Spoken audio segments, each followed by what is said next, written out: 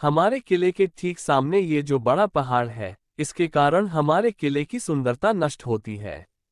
अगर तुम 8 दिन में इस पहाड़ को खोदकर साफ कर दो तो हम तुम्हें क्षमा कर देंगे और राजकुमारी का विवाह तुम्हारे साथ कर देंगे। राजकुमार किले के बाहर आकर पहाड़ को देखने लगा। उसके हाथ में एक छोटी सी कुदाली थी। उसकी समझ में नहीं आ रहा था कि इतना बड़ा पहाड़ 8 दिन में वह कैसे खोद सकेगा। फिर भी उसे अपनी जान तो बचानी ही थी, इसलिए वो पहाड़ खोदने लगा। धीरे धीरे 7 दिन बीत गए। इतने दिन तक लगातार खोदने पर भी पहाड़ का सिर्फ एक कोना ही खोद सका।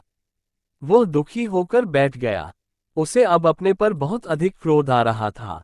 वो मन में कहने लगा कि अगर मैंने लोमड़ी की बात मान ली होती तो कितना अच्छा होता। लोमड़ी ने मुझको हर बार ठीक सलाह दी और मैं हर बार उसका कहना न मानकर नई से नई मुसीबत में फंस जाता हूँ। राजकुमार इस तरह सिर झुकाए बैठा था कि अचानक उसे अपने पैरों के पास लोमड़ी की पूंछ हिलती दिखाई दी। उसने नजर उठाकर देखा, सचमुच वही लोमड़ी खड़ी थी। लोमड़ी ने मुस्कराते हुए कहा, क्यों, क्या हाल है? इस बार तो तुम्हारी मदद करने की मेरी जरा भी इच्छा नहीं थी, लेकिन मैं 7 दिन से तुमको पहाड़ खोदते हुए देख रही हूं। मुझे दया आ गई और मैं तुम्हारी मदद के लिए चली आई। जाओ, तुम बहुत थक गए हो, सो जाओ, मैं थोड़ी ही देर में तुम्हारा काम पूरा कर दूंगी। इस बार राजकुमार ने तय कर लिया था कि अब वो लोमड़ी जिस तरह कहेगी वो उसी तरह करेगा। वो चुपचाप उठकर एक तरफ सोने चला गया। थोड़ी ही देर में उसे नींद आ गई। सुबह जब वो सोकर उठा तो उसे अपनी आंखों पर विश्वास नहीं हो रहा था। वहां कहीं भी पहाड़ का नाम नहीं था और महल का सुंदर दृश्य दिखाई दे रहा था। राजकुमार सीधा राजा के पास पहुंचा। राजा उसके काम पर बहुत खुश था। उसने तुरंत अपने वादे के अनुसार राजकुमारी के साथ उसका विवाह कर दिया। जब राजकुमार उस सुंदर राजकुमारी के साथ कुछ दूर चला तो उसे रास्ते में फिर वही लोमड़ी मिली। लोमड़ी बोली, बधाई हो राजकुमार। राजकुमारी के साथ तुम्हें देखकर मुझे बड़ी खुशी हो रही है, लेकिन अब तुम्हें सोने का घोड़ा और सोने की चिड़िया भी प्राप्त करनी चाहिए, क्योंकि वे दोनों चीजें तुम्हारे ही लायक हैं और तुम उन्हें आसानी से प्राप्त कर सकते हो। राजकुमार बोला, लेकिन भला मुझे सोने का घोड़ा और सोने की चिड़िया कैसे मिल सकती है? मैं तो इस राजकुमारी को भी उस राजा के लिए ले जा रहा हूँ। लोमड़ी ने कहा, नहीं, तुम ऐसा काम कभी मत करना। इस राजकुमारी के साथ तुम्हारा विवाह हुआ है और यह अब तुम्हारी ही है।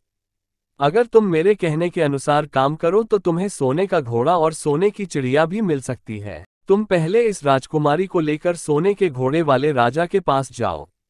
राजा खुश होकर तुमको सोने का घोड़ा दे देगा। तुम घोड़े पर सवार हो जाना और सवार होकर सबसे विदा लेना। राजकुमारी से तुम सबसे बाद में विदा लेना। जैसे ही तुम राजकुमारी के पास पहुंचो, तुम उसे हाथ से पकड़कर घोड़े के ऊपर खींच लेना और घोड़े को दौड़ा देना। सोने का घोड़ा इतना तेज दौड़ता है कि दुनिया का तेज से तेज घोड़ा भी उसकी बराबरी नहीं कर सकता। जाओ, तुम पहले इतना काम पूरा करो, इसके बाद आगे का काम मैं तुम्हें बाद में बताऊंगी। मैं तुम्हें वहां रास्ते में मिलूंगी। राजकुमार ने ठीक वैसा ही किया जैसा लोमड़ी ने उससे कहा था। जब सोने के घोड़े वाले राजा ने खुश होकर उसे इनाम में सोने का घोड़ा दिया तो राजकुमार उस पर सवार हो गया और उससे विदा लेने लगा। अंत में वह राजकुमारी को उठाकर घोड़े को तेजी से दौड़ाता हुआ किले से बहुत दूर निकल आया। रास्ते में एक पेड़ के नीचे लोमड़ी उसका इंतजार कर रही थी। उसे देखकर लोमड़ी बोली, शाबाश, अब तुम सोने की चिड़िया भी प्राप्त कर लो। जब तुम सोने की चिड़िया वाले राजा के पास पहुंचोगे तो वह इस घोड़े को देखकर बहुत खुश होगा। तुम उससे कहना कि पहले सोने की चिड़िया का पिंजरा मेरे हाथ में दे दो, तब मैं ये घोड़ा तुमको दूंगा। जब वो पिंजरा तुम्हारे पास लाए तो तुम पिंजरा उसके हाथ से छीन लेना और घोड़े को दौड़ा देना। बस ऐसे चिड़िया तुमको मिल जाएगी और कोई तुम्हें पकड़ भी नहीं सकेगा। इस बार भी राजकुमार ने ठीक वैसा ही किया। वह राजकुमारी के साथ ही घोड़े पर बैठा रहा और जब राजा ने उसके हाथ में सोने की चिड़िया का पिंजरा दिया तो उसने देखते देखते एड़ मार दी और सोने का घोड़ा हवा से बातें करने लगा। कुछ दूर चलने पर लोमड़ी उसे मिली। राजकुमार ने उससे कहा, तुमने मेरी बड़ी मदद की है।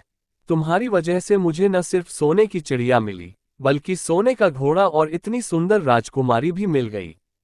बताओ, मैं तुमको क्या इनाम दूं? मैं तुमको कुछ न कुछ जरूर देना चाहता हूँ। लोमड़ी ने कहा, अगर तुम खुश हो तो मेरा एक काम कर दो। तुम एक तीर चलाकर मुझे मार दो।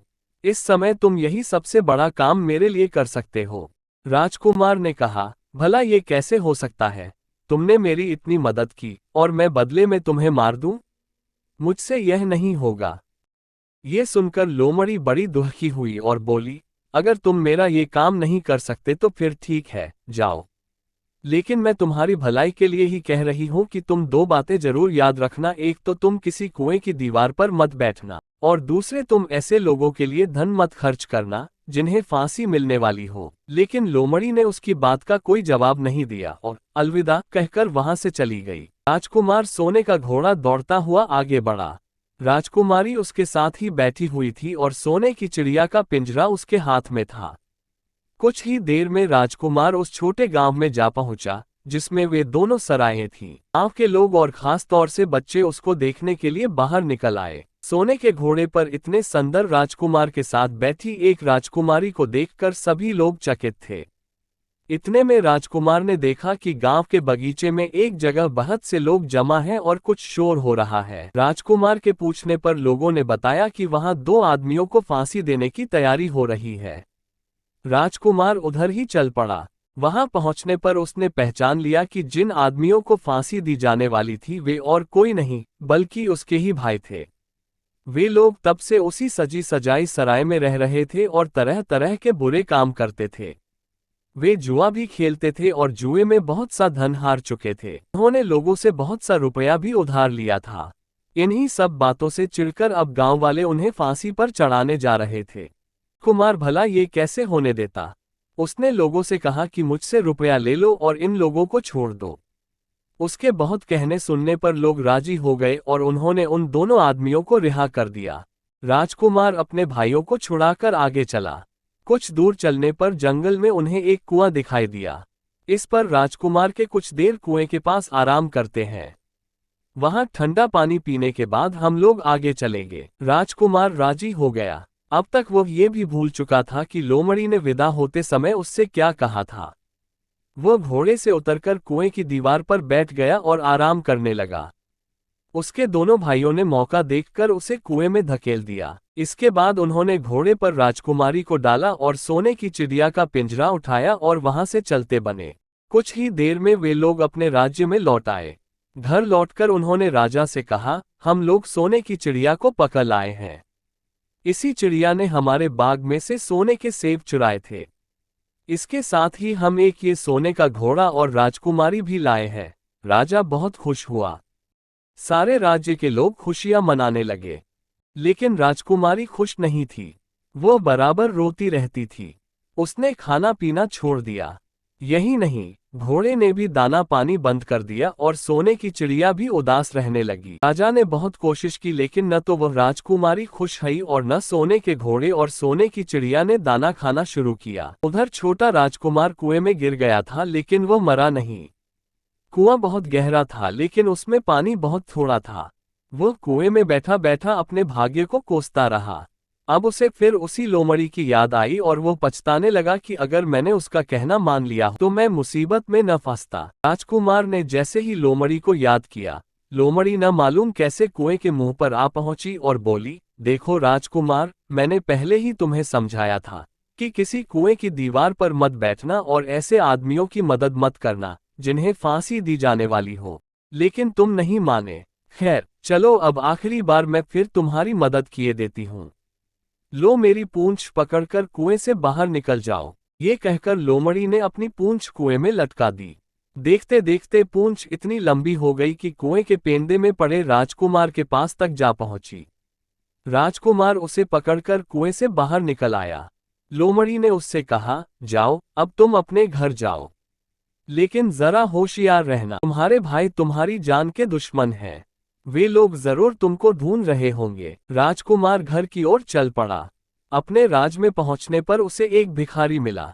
भिखारी को उसने अपने सुंदर कपड़े दान में दे दिए और उनके भद्दे पुराने कपड़े पहन लिए। इस तरह भेष बदलकर वो अपने किले में पहुंचा। वहां उसके पहुंचने पर एक बड़ी आश्चर्यजनक बात आई। सोने का घोड़ा खुशी से हिनहिनाने लगा और दाना खाने लगा। सोने की चिड़िया भी अपने पिंजरे में खुशी से फुदकने लगी और गाना गाने लगी। राजकुमारी ने अपने आंसू पोंछ डाले और वह भी खुश दिखाई देने लगी। लेकिन राजा की समझ में कुछ नहीं आया। उसने राजकुमारी से इसका कारण पूछा तो वह बोली, मैंने तो पहले ही आपको सारी कहानी बता दी थी।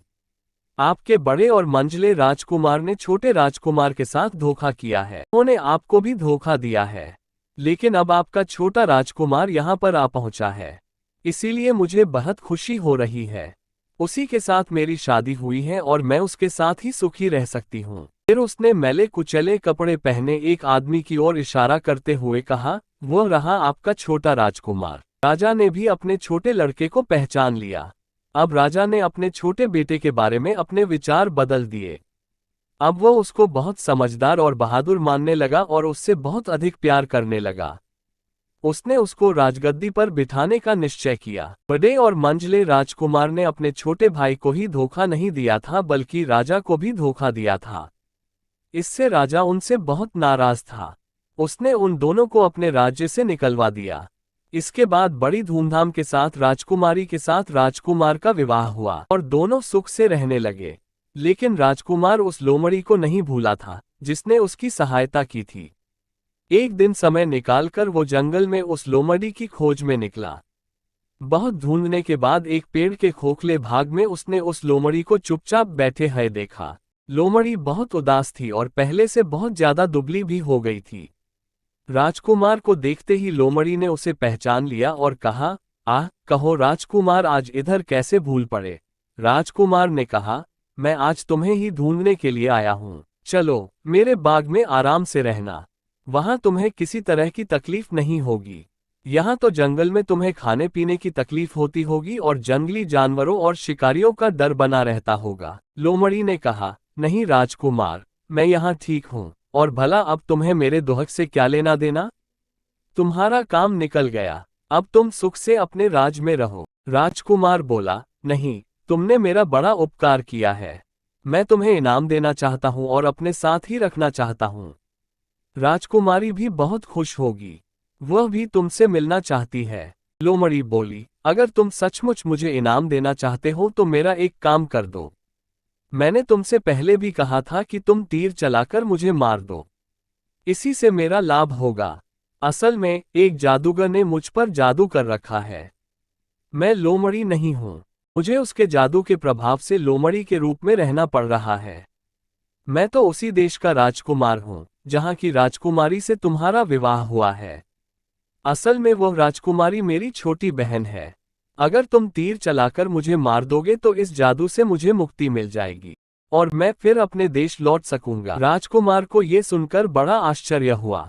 उसने फौरन अपने धनुष पर तीर चढ़ाया और लोमड़ी की ओर छोड़ दिया। तीर के लगते ही लोमड़ी मर गई और उसमें से एक सुंदर सा राजकुमार निकल आया। फिर दोनों राजकुमार आपस में गले मिले।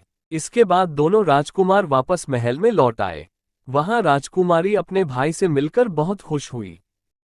तो दोस्तों, आपको ये कहानी कैसी लगी? कमेंट करके जरूर बताएं और नई कहानियों के लिए हमारे चैनल इंस्पिरेशनल हिंदी स्टोरी को जरूर सब्सक्राइब करें।